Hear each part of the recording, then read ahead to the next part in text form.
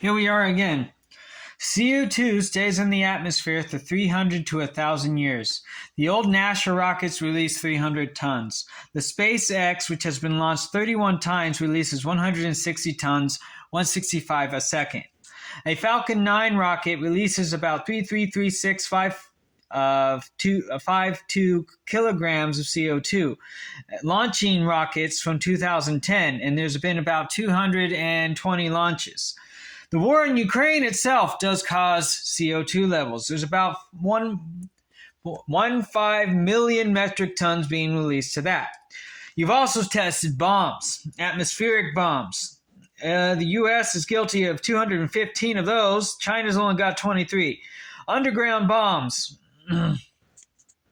815 in the USA, 22 in China. And these bombs affect the air, the soil, and the water around it. Altogether in the world, you've released 1,030 bombs on top of 45 others. Total ever about 1,301. And that's not counting the ones in World War II. Volcanoes release about 64 million tons per volcano release of CO2. The forest fires we've been having, and that's from some 2003. We've had like 7,000 forest fires already.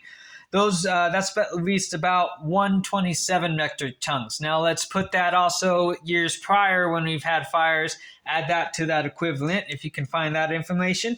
Satellites do release CO2, about 5 to 10 tons.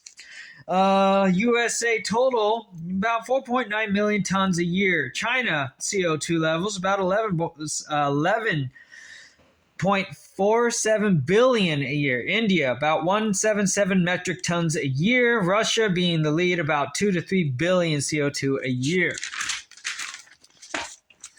Alrighty, basic vehicles, about 4 metric tons for every 22 miles per year. There is 2,078,63,737 vehicles that can do that and are in the countries alone. And that's just in America. So put other countries involved in that.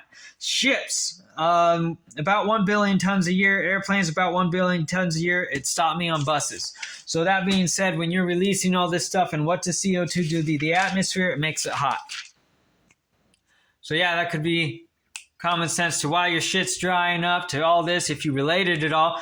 Yeah, you may say, but this stuff never leaves your planet. Obviously, it stays in. So you're pretty much like a garage. It's a garage effect. You're committing suicide because it has nowhere to release. So you're suffocating yourself. You fall asleep and then you don't wake up. This is why the smog is over cities, because they tend to get a lot of it.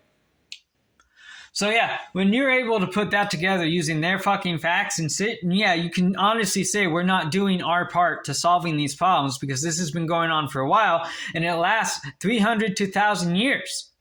So add it up. Something's not making sense there.